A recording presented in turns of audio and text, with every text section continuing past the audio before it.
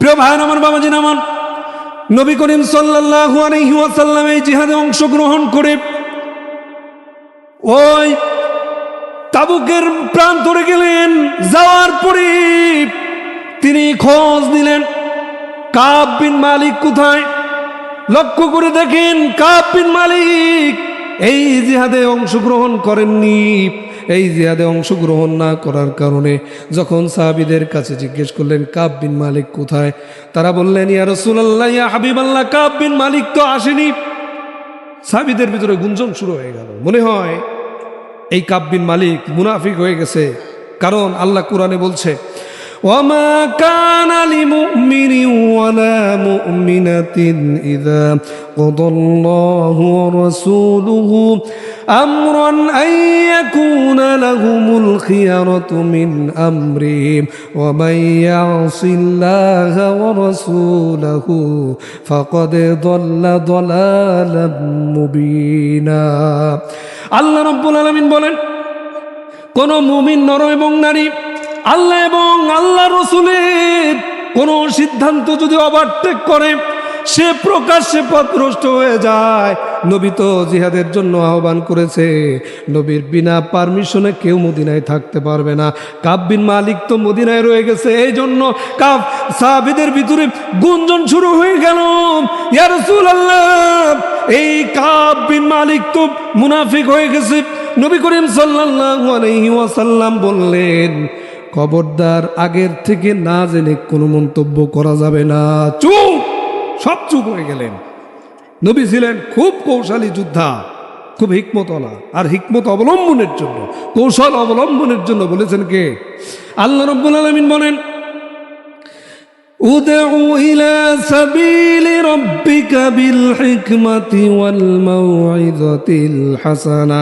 তোমরা যখন দাওয়াত দিবে, তোমরা যখন কথা বলবে, কাজ করবে, তোমরা কৌশল অবলম্বন করো, হিকমত অবলম্বন করো। নবী এত কৌশলী ছিলেন। এই জিহাদে যখন গেলেন, তিনি জিহাদের প্রস্তুতি স্বরূপ সাহাবীদেরকে বললেন, এই মুহূর্তে তোমরা চুলা তৈরি করবা, প্রতি 10 জনের জন্য একটা। ইচ্ছা করলে 50 জন বা 100 জন বা 150 জনের রান্না এক চুলায় করা যায়, কিন্তু তা করা যাবে না। মাত্র 10 জনের জন্য একটা চুলা। কয়টা? 5টা মুখস্থ করে যান প্রিয় হাজিরিন, প্রিয় ভাইয়ের আমার। মাত্র 10টা মানুষের জন্য, 10 জন লোকের জন্য একটা চুলা হবে। নবীর পরামর্শ মোতাবেক সাহাবীরা ওই 10 জনের জন্য একটা চুলা তৈরি করলেন। অপরদিকে সাহাবীদের বললেন, তোমাদের টয়লেট হবে অত্যন্ত কম, চুলা হবে বেশি, টয়লেট হবে কম। রোম সম্রাট ওইদিকে যুদ্ধার প্ল্যান অনুযায়ী তার গোয়েন্দা বিভাগকে বলেছে, মুসলমানদের গতিবিধি লক্ষ্য করো। তারা বিশাল পাহাড়ের উপরে উঠে মুসলমানদের অবস্থা কি তা জানার জন্য পাহাড়ের উপর থেকে তারা খেয়াল রাখতেছে। হঠাৎ করে লক্ষ্য করে দেখে, রাতের বেলা যখন রুটি পাকানোর জন্য মুসলমানেরা ওই চুলাগুলোতে আগুন ধরিয়ে দিয়েছে। কারণ একটা দুইটা চুলা না, 40,000 সাহাবীদের জন্য 4,000 চুলা। কারণ 10 জনের জন্য একটা করে হলে কয়টা হয়? 4,000 চুলা একসাথে ধরায় দিয়েছে। গোটা মরুভূমি দাও দাও করে আগুন চলে গেছে, লাল হয়ে গেছে মরুভূমি। সুবহানাল্লাহ বলেন। কাফের গোয়েন্দারা তারা পাহাড়ের উপর থেকে দেখে তাদের তো মাথা খারাপ হয়ে গেছে, সর্বনাশ। মানুষের রান্নার চুলা যদি এত হয়, না জানি মানুষের অবস্থা কি পরিমাণ লোক এসছে আল্লাহ ভালো জানে। কারণ গত বছর এটা 9ম হিজরির শুরু অথবা 8ম হিজরির শেষ দিকে এই জিহাদ হয়েছে, মানে এই তাবুকের যুদ্ধ সংগঠিত হয়েছে। কিন্তু এর আগে আর একটা যুদ্ধ হয়েছিল, মুতার যুদ্ধ। এখানে আব্দুল্লাহ বিন রাওহা, তারপরে জাফির বিন আবু তালিব এখানে শহীদ হয়েছিলেন প্রহাজিরিন। তারপরে জায়েদ বিন হারেসা রাদিয়াল্লাহু তাআলা আনহু এই জিহাদে শহীদ হয়েছিলেন।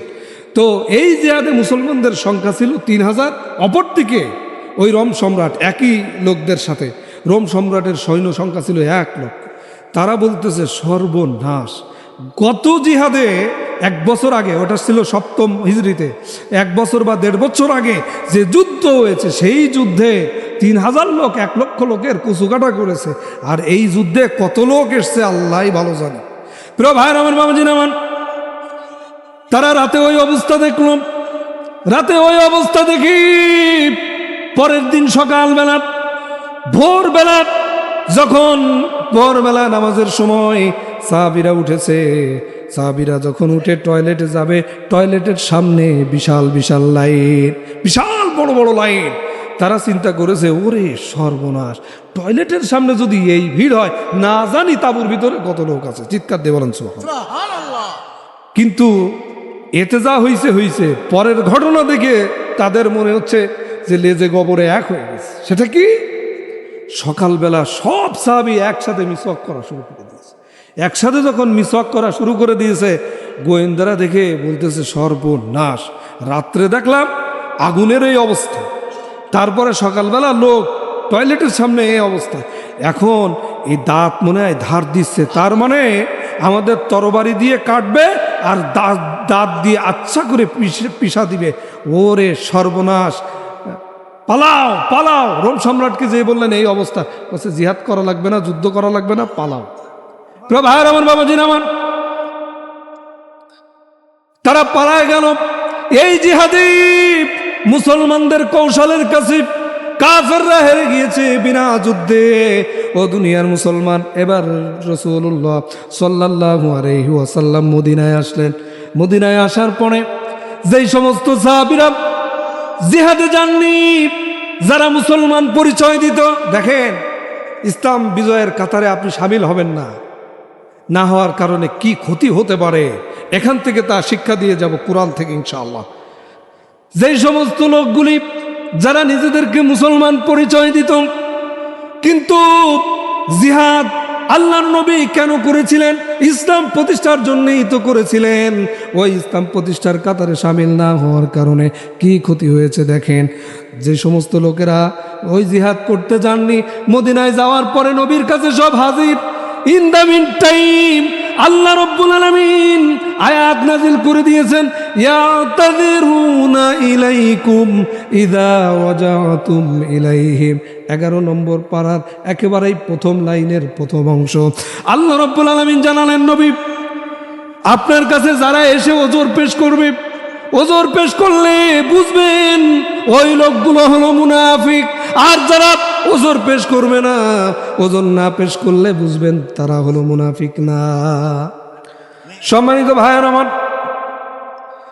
আল্লাহ রাব্বুল আলামিন বলেন, ইউরিদুনা লিইউতফিউ নূরাল্লাহি বিআফওয়াহিহিম ওয়াল্লাহু মুতিম্মু নূরিহি ওয়ালাউ কারিহাল কাফিরুন।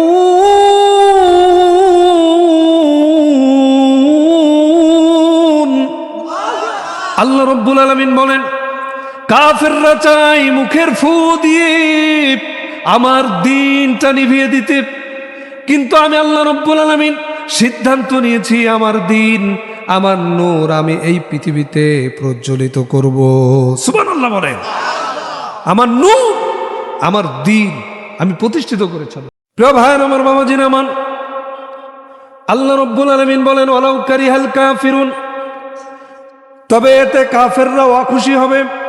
কাফেররা যতই অখুশি হোক না কেন, আমি আল্লাহ রাব্বুল আলামিন সিদ্ধান্ত নিয়েছি আমার নূর, আমার দ্বীন আমি পৃথিবীর ভিতরে প্রতিষ্ঠিত করে ছাড়ব। এখানে নূর বলতে তিনি দ্বীনটাকে বুঝিয়েছে। পরের আয়াতে সেটা ক্লিয়ার করেছেন। হাজিরে, এখন বিষয় হলো আল্লাহ নূরটাকে তিনি এই পৃথিবীর জমিনে প্রতিষ্ঠিত করতে চেয়েছেন। এই পৃথিবীর যত পরাশক্তি আছে, সমস্ত কাফের সেনারা যদি এক হয়ে ঐক্যজোট গঠন করে আল্লাহর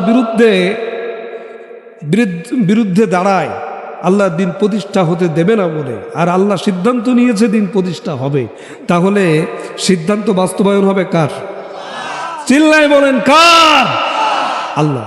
এখন বিষয় হলো, এই আয়াতে আল্লাহ যে বললেন আমি আমার নূর প্রতিষ্ঠিত করব, আল্লাহ কি তার নূর প্রতিষ্ঠার জন্য স্বয়ং নিজে এই পৃথিবীতে এসে নূর প্রতিষ্ঠিত করবেন, না কারোর উপরে দায়িত্ব দিবেন?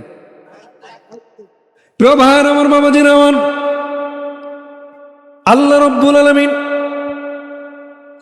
কার উপরে দায়িত্ব দিবেন সেটা ক্লিয়ার করব। ও দুনিয়ার মুসলমান, আল্লাহ রাব্বুল আলামিন তিনি নিজে স্বয়ং এই পৃথিবীতে এসে ইসলাম প্রতিষ্ঠা করবে না বা তার নূরটাকে প্রতিষ্ঠা করবে না। তিনি তার নূর প্রতিষ্ঠা করার জন্যে এই পৃথিবীর ভিতরে যত মাখলুক দিয়েছে সেই মাখলুকের ভিতর থেকে যে কোনো এক শ্রেণীর মাখলুককে বেছে নিবেন। প্রিয় ভাই আমার, বাবাজির আমার, বলুন তো দেখি এই পৃথিবীর ভিতরে বিভিন্ন মাখলুক আছে না নাই? এই পৃথিবীর ভিতরে বড় বড় প্রাণী রয়েছে।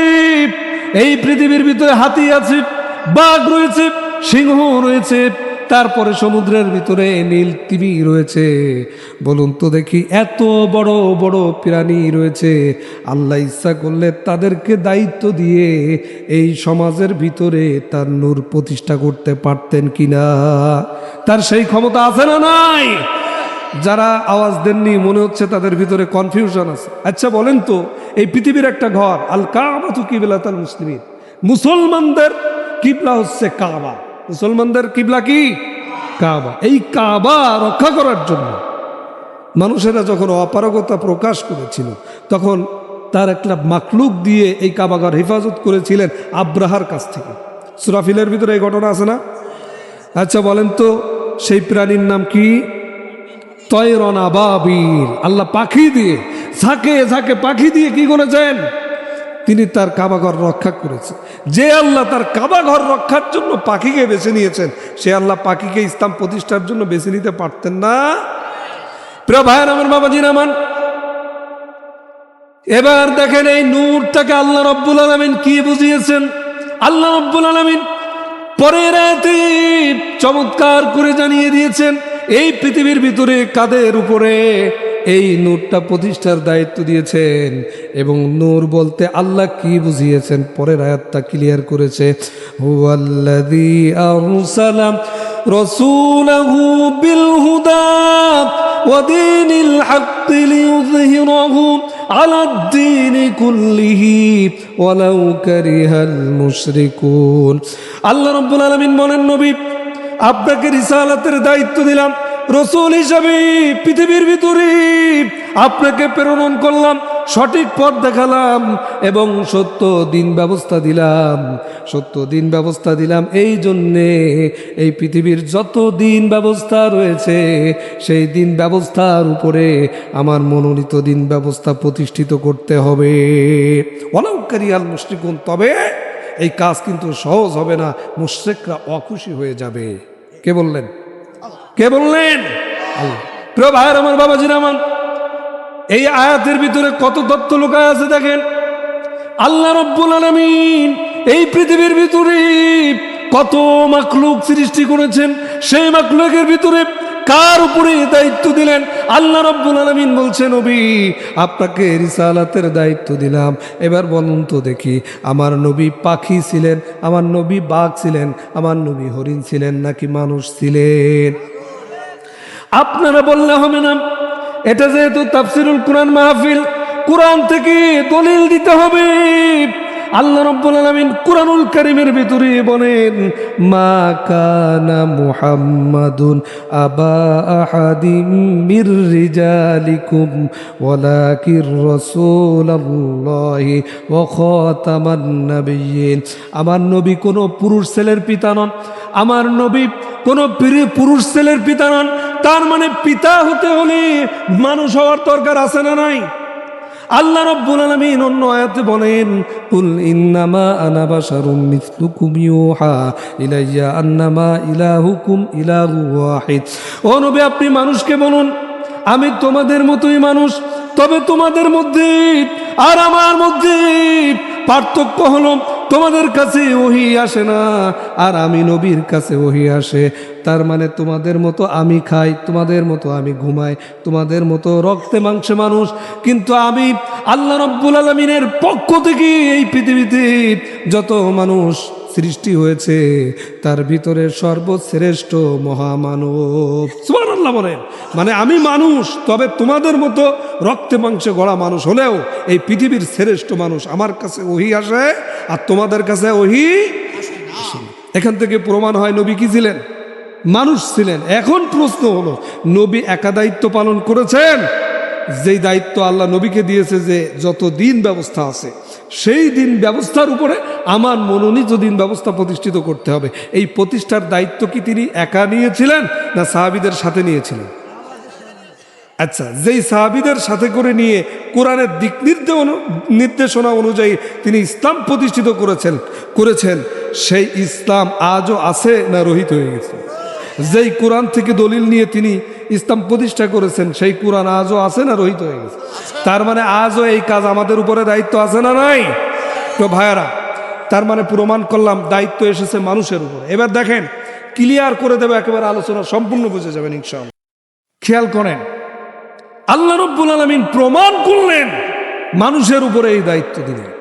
এবার মানুষের উপরে দিয়েছেন, এখন কোন দিন ব্যবস্থার উপর ব্যাপারে কথা বলেছেন সেটাও ক্লিয়ার হওয়ার দরকার আছে না? সম্মানিত ভাইরা, আল্লাহ প্রথম আয়াতে বললেন নূর, পরের আয়াতে ক্লিয়ার করে দিলেন এই নূরটা হলো আমার দিন। এবার দিনটা কি এটাও ক্লিয়ার করে দিয়েছেন আল্লাহ রাব্বুল আলামিন তার মনোনীত দিন ব্যবস্থা সম্পর্কে কোরআনুল কারীমের আয়াত নাজিল করে দিয়ে জানিয়ে দিয়েছে, ইন্নাদ-দীনা ইনদাল্লাহিল ইসলাম, আমার মনোনীত দিন ব্যবস্থা হলো ইসলাম। এখন ইসলামটা কি? খেতে হয়, মাখতে হয় না পড়তে হয়? জানার দরকার আছে না? Islam is the complete code of life, পূর্ণাঙ্গ জীবন ব্যবস্থা। আপনি রান্নাঘর থেকে নিয়ে রাষ্ট্রভবন পর্যন্ত পরিচালনার জন্য যত দিক নির্দেশনা আছে সেই ইসলামের ভিতরে সব কিছু আল্লাহ দিয়ে দিয়েছেন। চিৎকার দিয়ে বলেন সুবহানাল্লাহ। তো হাজিরিন, সেই ইসলাম প্রতিষ্ঠার দায়িত্ব আজ যেহেতু নবী নেই, সাহাবীরা নেই, আজ আমাদের উপরে পড়েছে। এখন ইসলাম প্রতিষ্ঠা করলে লাভ কি হবে, আর ইসলাম প্রতিষ্ঠা না করলে লস কি হবে? আপনি ইসলাম প্রতিষ্ঠার কাতারে সামিল হলে আপনার কি লাভ, আর কাতারে সামিল না হলে কি ক্ষতি, প্রমাণ করে দিয়ে যাব ইনশাআল্লাহ, যদি আল্লাহ তৌফিক দেয়। ওমা তৌফিকি ইল্লা বিল্লাহ। তো হাজিরিন, এখন ইসলাম কমপ্লিট কোড অফ লাইফ, পূর্ণাঙ্গ জীবন ব্যবস্থা। ইসলামের ভিতরে প্রবেশের জন্য আল্লাহ নির্দেশ দিয়েছেন, ইয়া আইয়ুহাল্লাযীনা আমানু দুখুলু ফিস সিলমি কাফা, তোমরা হে ইমানদারেরা, তোমরা ইসলামের ভিতরে পরিপূর্ণভাবে কি হয়ে যাও, ঢুকে যাও, দাখিল হয়ে যাও। প্রিয় ভাইয়ের আমার, বাবাজির আমার, ইসলাম মানলে কি হবে, ইসলাম না মানলে কি হবে, আমি সম্পূর্ণ বিষয়টা আপনাদের সামনে ক্লিয়ার করে দিতে চাই। মুসলমান লক্ষ্য করুন, আল্লাহর প্রসিদ্ধ 99টা নাম কয়টা? 99টা নাম, প্রসিদ্ধ নাম হচ্ছে 99টা। এর ভিতরে একটা নাম হচ্ছে সালাম। একটা নাম কি? সালাম মানে কি? এই তো আলেমরা আপনারা একটু সহযোগিতা করবেন, শান্তি। এখন একটা জিনিস আপনাদেরকে বুঝায়, সাধারণ কোনো মানুষের নামে যদি শান্তি সালাম শব্দটি আসে তখন অর্থ দাঁড়াবে শান্তি, কিন্তু আল্লাহর সিফাতের সঙ্গে যখন এই সালাম শব্দটি যোগ হবে তখন অর্থ দাঁড়াবে শান্তিদাতা। কারণ এই পৃথিবীর সমস্ত শান্তি একমাত্র কে দেন? কে দেন? আল্লাহ দেন। আল্লাহর নাম সালাম, তিনি দিলেন ইসলাম। খুব ভালো করে খেয়াল করবেন, এই ইসলাম দুইটা কিরাতে গঠিত, একটা হচ্ছে সালমুন আর একটা হচ্ছে সিলমুন। একটার অর্থ হলো সালমুন আর সিলমুন, একটার অর্থ হলো শান্তি আর একটার অর্থ হলো সুখ এবং নিরাপত্তা। চিৎকার দিয়ে বলেন সুবহানাল্লাহ। আল্লাহ দিলেন সালাম, আল্লাহর নাম সালাম, তিনি দিলেন ইসলাম। এই ইসলামের ভিতরে সুখ আর শান্তি এবং নিরাপত্তা বিরাজমান পাবে কারা? ইসলামে প্রবেশ করবে যারা। আর ইসলামে প্রবেশ করবে কারা এবং তাদের পরিচয়টা কি? আসলামা ইউসলিমু ইসলামান ফাহুয়া মুসলিমুন। চিৎকার দিয়ে বলেন সুবহানাল্লাহ। দেখেছেন আলেম যদি পাশে বসা থাকে কতটা সহযোগিতা হয়। আমার আগে আগে উনি বলে দিচ্ছেন, সুবহানাল্লাহ বলেন। মুসলিম তার মানে ইসলামের শান্তি পাবে তারা, প্রকৃত মুসলমান যারা। এখন বলেন মুসলিম শব্দের অর্থ কি? মুসলিম শব্দের আবিধানিক অর্থ হচ্ছে আত্মসমর্পণকারী। চিৎকার দিয়ে বলেন সুবহানাল্লাহ। তার মানে আত্মসমর্পণ করবে যারা, আল্লাহর কাছে কমপ্লিট স্যারেন্ডার করবে যারা, তারা এই শান্তি পাবে। আচ্ছা বলুন তো, আপনি এই শান্তি কি পেয়েছেন? পেয়েছেন? আমার দেশে কি শান্তি আছে? প্রিয় ভাইয়ের আমার, বাবাজির আমার, খুব ভালো করে লক্ষ্য করুন।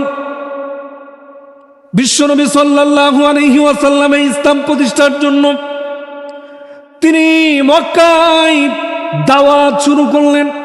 দাওয়াত শুরু করার পরে তার উপরে নির্যাতন শুরু হয়ে গেছে। যে সমস্ত সাহাবা ইকরাম ইসলাম গ্রহণ করেছেন তাদের উপরেও কাফেররা নির্যাতন করেছে।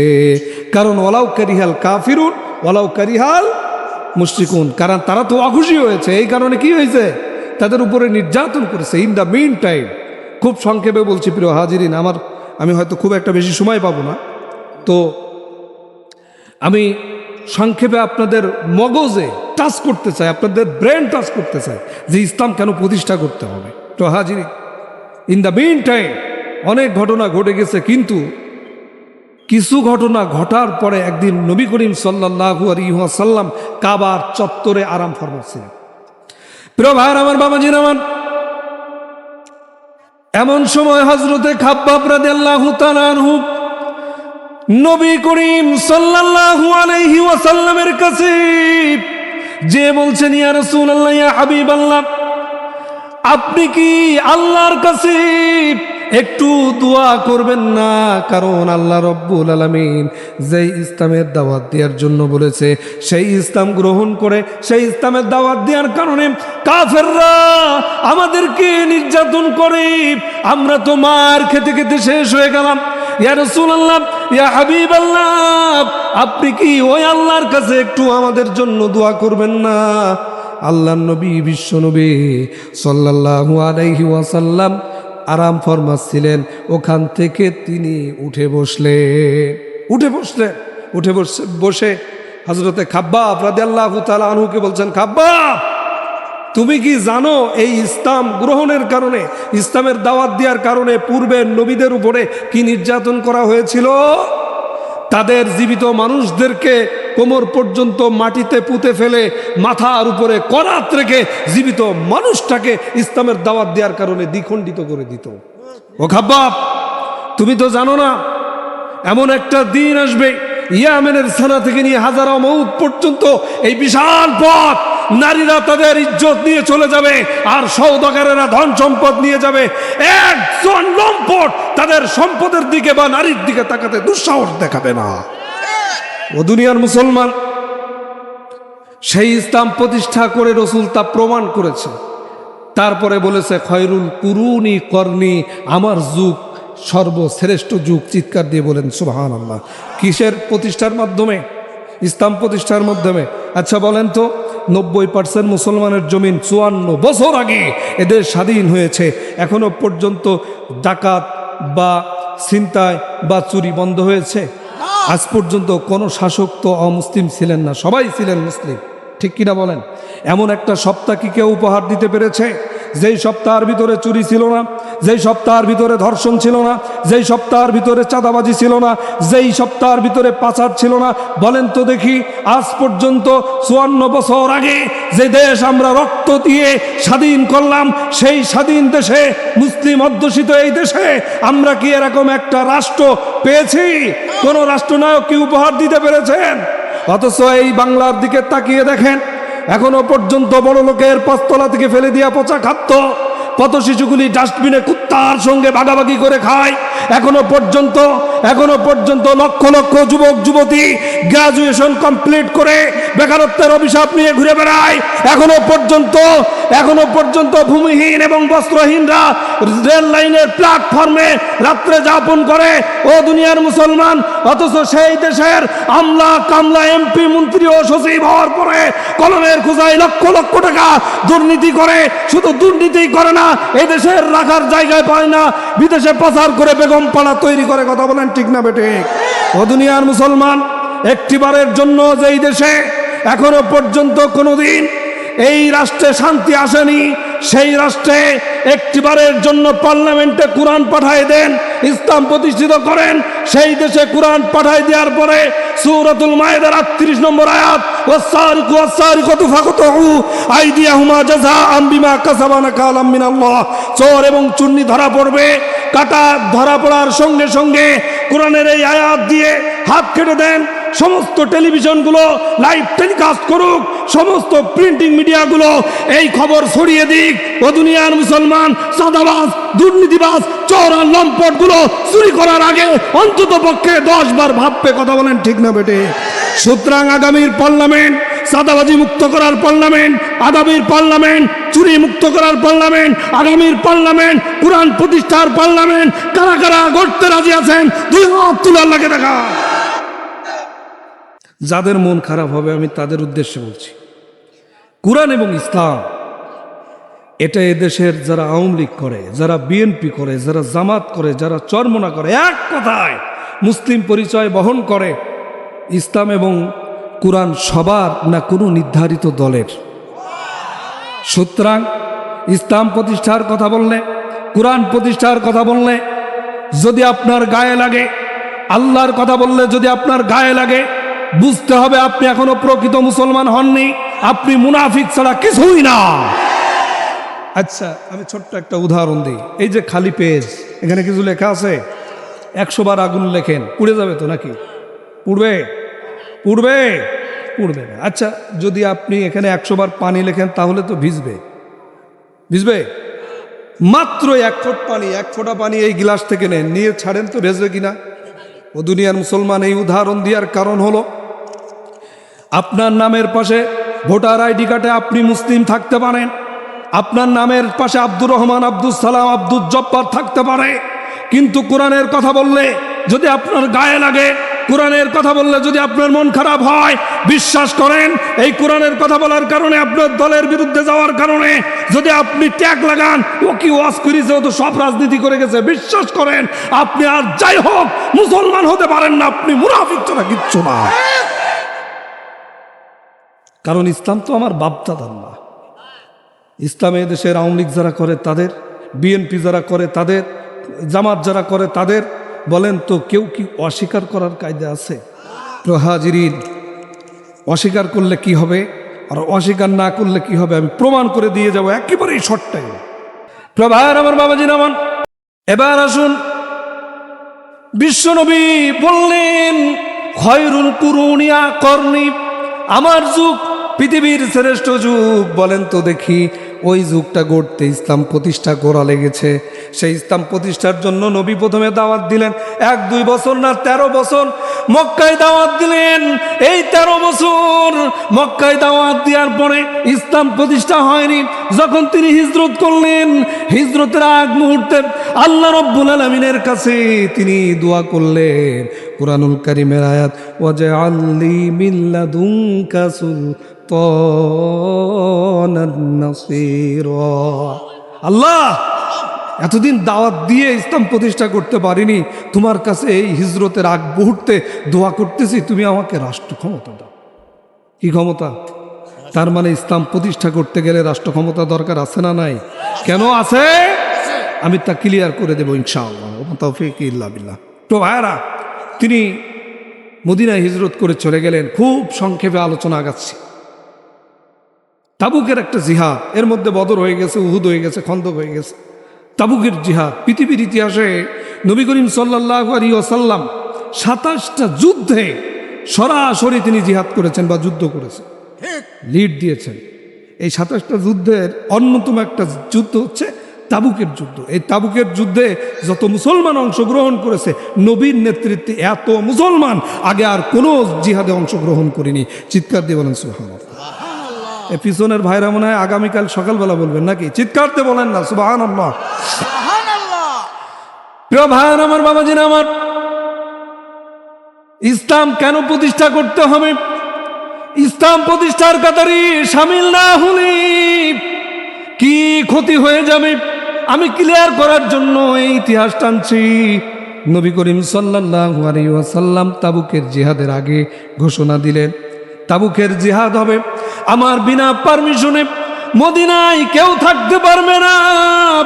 নবী করিম সাল্লাল্লাহু আলাইহি ওয়াসাল্লাম এই ঘোষণা দিলেন, দিয়ে তিনি তাবুকে যাবেন। লক্ষ্য করে দেখেন, এই জিহাদে 1-2 জন না 40,000 সাহাবী রসুলের সাথে উপস্থিত হয়ে গেছে।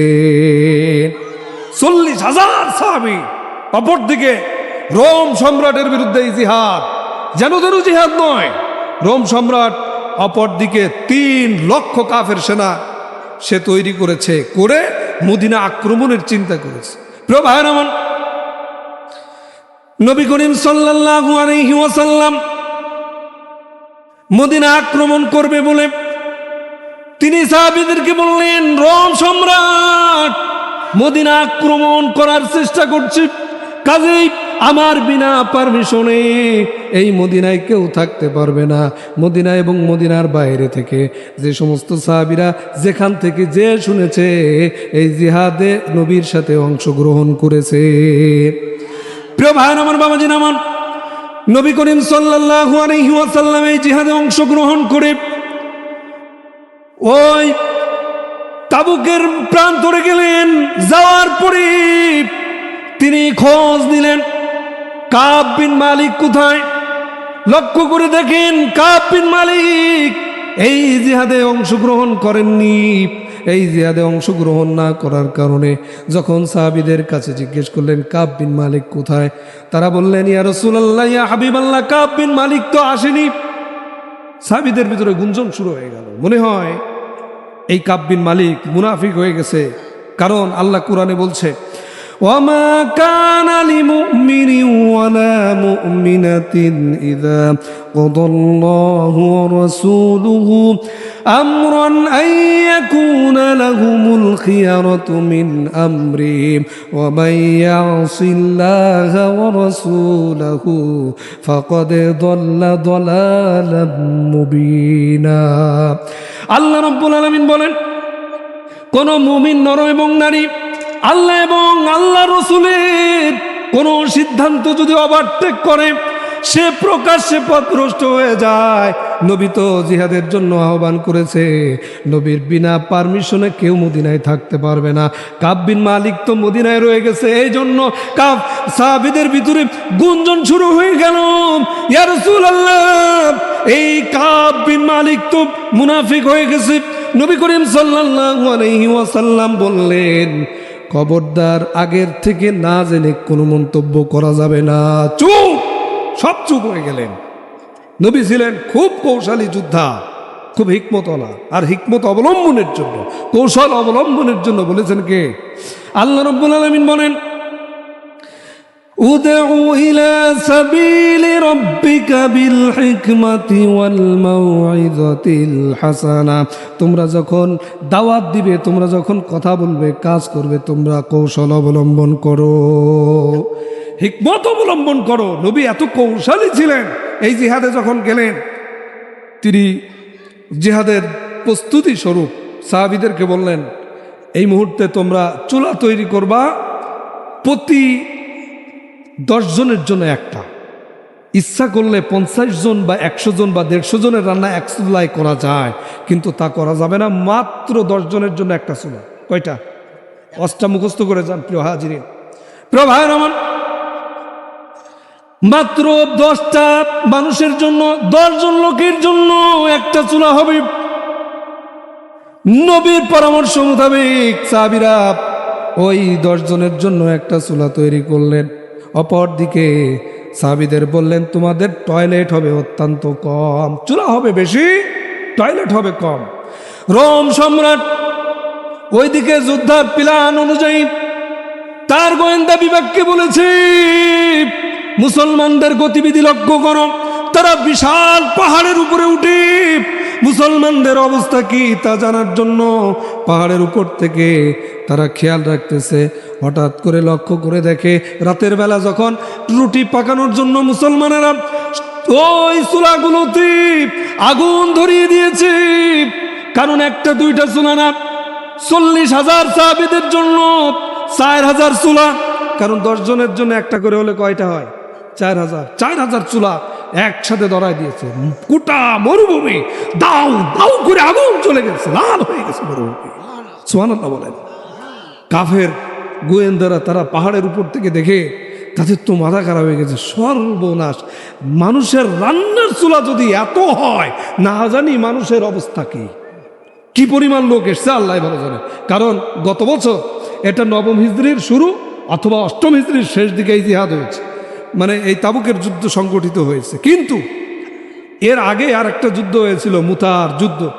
এখানে আবদুল্লাহ বিন রাওহা, তারপরে জাফির বিন আবু তালিব এখানে শহীদ হয়েছিলেন প্রহাজিরিন। তারপরে জায়েদ বিন হারিসা রাদিয়াল্লাহু তাআলা আনহু এই জিহাদে শহীদ হয়েছিলেন। তো এই জিহাদে মুসলমানদের সংখ্যা ছিল 3000। অপরদিকে ওই রোম সম্রাট, একই লোকদের সাথে রোম সম্রাটের সৈন্য সংখ্যা ছিল 1 লক্ষ। তারা বলতেছে সর্বনাশ, গত জিহাদে 1 বছর আগে, ওটা ছিল 7ম হিজরিতে, 1 বছর বা 1.5 বছর আগে যে যুদ্ধ হয়েছে, সেই যুদ্ধে 3000 লোক 1 লক্ষ লোকের কুচুকাটা করেছে।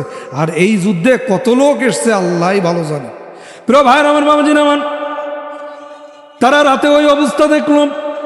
রাতে ওই অবস্থা দেখি পরের দিন সকালবেলা, ভোরবেলা, যখন ভোরবেলা নামাজের সময় সাহাবীরা উঠেছে, সাহাবীরা যখন উঠে টয়লেটে যাবে, টয়লেটের সামনে বিশাল বিশাল লাইন, বিশাল বড় বড় লাইন। তারা চিন্তা করেছে, ওরে সর্বনাশ, টয়লেটের সামনে যদি এই ভিড় হয়, না জানি তাঁবুর ভিতরে কত লোক আছে। চিৎকার দিয়ে বলেন সুবহানাল্লাহ। কিন্তু এতে যা হইছে হইছে, পরের ঘটনা দেখে তাদের মনে হচ্ছে যে লেজে গোবরে এক হয়ে গেছে। সেটা কি? সকালবেলা সব সাহাবী একসাথে মিসওয়াক করা শুরু করে দিয়েছে। একসাথে যখন মিসওয়াক করা শুরু করে দিয়েছে, গোয়েন্দারা দেখে বলতেছে সর্বনাশ, রাত্রে দেখলাম আগুনের এই অবস্থা, তারপরে সকালবেলা লোক টয়লেটের সামনে এই অবস্থা। এখন এই দাঁত মনে হয় ধার দিচ্ছে, তার মানে আমাদের তরবারি দিয়ে কাটবে আর দাঁত দিয়ে আচ্ছা করে পিষা দিবে। ওরে সর্বনাশ, পালাও পালাও। রোম সম্রাটকে যে বললেন এই অবস্থা, বলছে জিহাদ করা লাগবে না, যুদ্ধ করা লাগবে না, পালাও। প্রিয় ভাইয়ের আমার, বাবাজির আমার, তারা পালায় গেল। এই জিহাদে মুসলমানদের কৌশলের কাছে কাফেররা হেরে গিয়েছে বিনা যুদ্ধে। ও দুনিয়ার মুসলমান, এবার রাসূলুল্লাহ সাল্লাল্লাহু আলাইহি ওয়াসাল্লাম মদিনায় আসলেন। মদিনায় আসার পরে যেই সমস্ত সাহাবীরা জিহাদে যাননি, যারা মুসলমান পরিচয় দিত, দেখেন ইসলাম বিজয়ের কাতারে আপনি সামিল হবেন না, না হওয়ার কারণে কি ক্ষতি হতে পারে, এখান থেকে তা শিক্ষা দিয়ে যাব কোরআন থেকে ইনশাআল্লাহ। যেই সমস্ত লোকগুলি যারা নিজেদেরকে মুসলমান পরিচয় দিত, কিন্তু জিহাদ আল্লাহর নবী কেন করেছিলেন?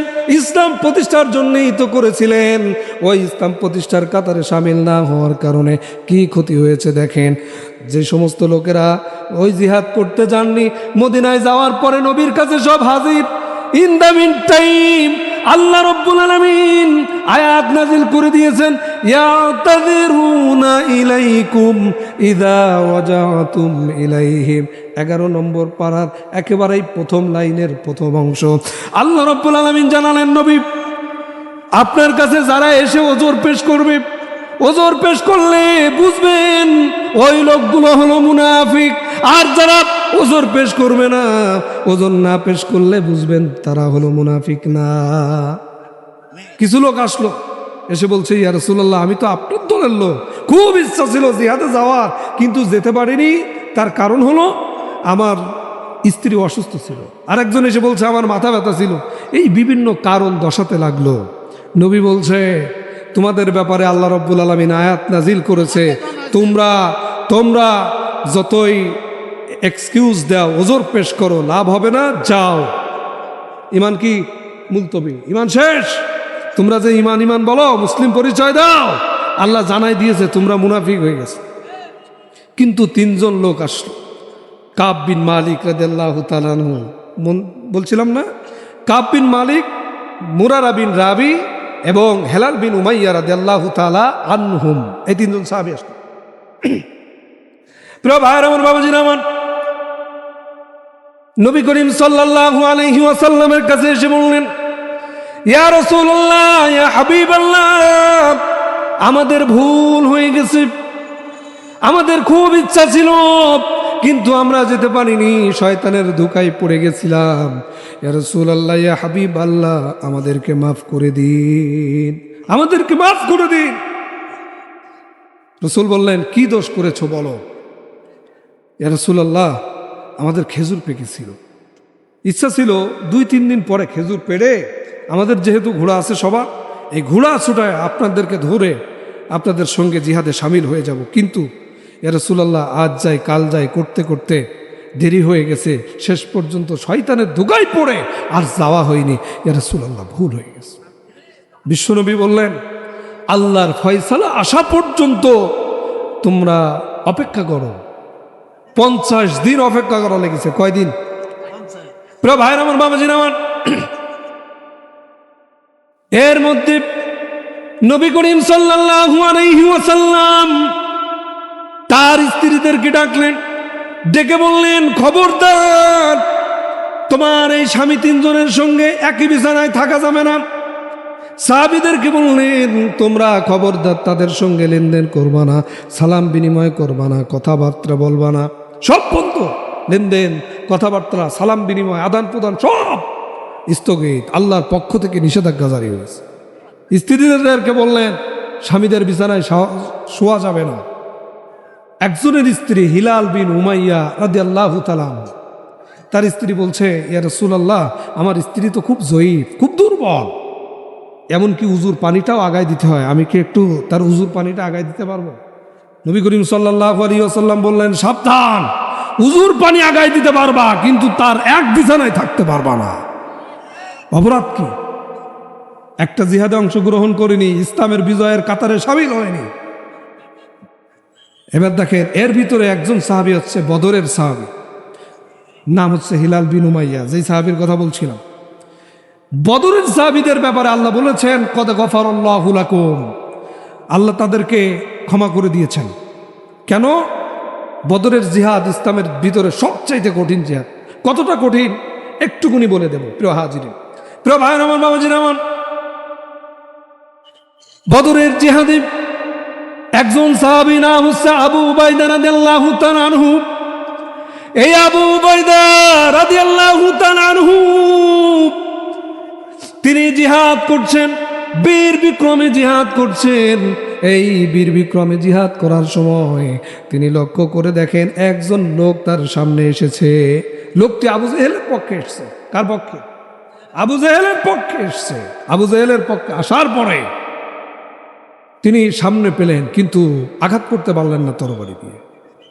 প্রিয় ভাইয়ের আমার, বাবাজির আমার, তিনি নিজেই পাশ থেকে সরে গেলেন। পাশ থেকে সরে গিয়ে আর এক পাশে বীর বিক্রমে জিহাদ করতে শুরু করলেন। এই বীর বিক্রমে যখন জিহাদ করতে শুরু করে দিলেন, তিনি লক্ষ্য করে দেখে লোকটি আবারও তার সামনে এসেছে। লোকটি আবারও সামনে এসেছে। তিনি আবার তাকে আঘাত করলেন না, না করে তিনি আর এক জায়গায় সরে গেলেন। আর এক জায়গায় সরে যে তিনি আবারও লক্ষ্য করে দেখেন লোকটি তার সামনে হাজির।